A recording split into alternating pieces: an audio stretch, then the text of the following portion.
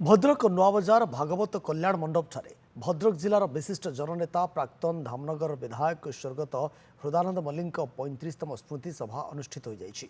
शिक्षाविद शांतनु कुमार राउतଙ୍କ सभापतित्व सभा अनुष्ठित हो जाइछि।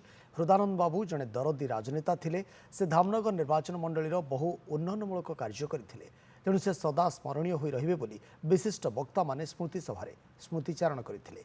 इस स्मृति सभारे प्राक्तन मंत्री प्रफुल्ल सामल, चांदवाली विधायक व्योमकेश राय, प्राक्तन सांसद मंजुलता मंडल, प्राक्तन विधायक मुक्तिकांत मंडल प्रमुख उपस्थित थिले। एथिसह स्वर्गत मल्लिक फोटोचित्र में पुष्पमाल्य देई श्रद्धांजलि अर्पण करथिले।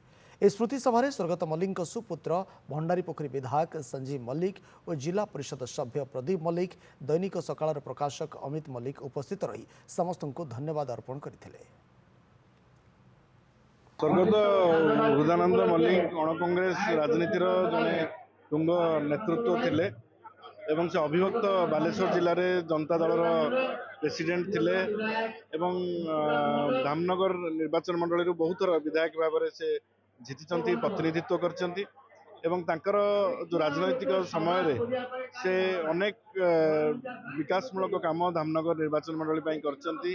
स्वर्गत हृदानंद मल्लिक खाली धामनगर विधायक नथिले, से ओडिशार जन अप्रतिद्वंदी नेता एवं बिजू बाबूंकर जड़े सहकर्मी हिसाब से निजर परिचय सृष्टि कर जीवन काल भितर लोकसेवा करी जो नूतन अध्याय सृष्टि करते सी अन्य अनुप्राणित। धामनगर माटीर लौह मानव माटीर मनीष स्वर्गत हृदानंद मल्लिक 35तम एकादश श्रद्धांजलि सभा आज भद्रक जिला स्तरीय हो समस्त को आनंद देपाई।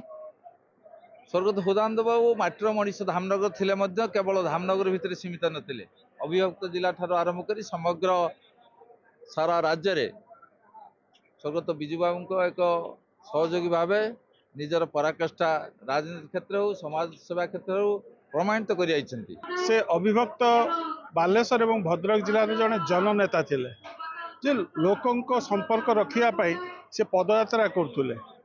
आज जो मोटर जान व्यवहार कर रिक्शा एवं साइकल रोते साइकल चलैकी से निजे लोकों संपर्क रखुले समस्या बुझुले।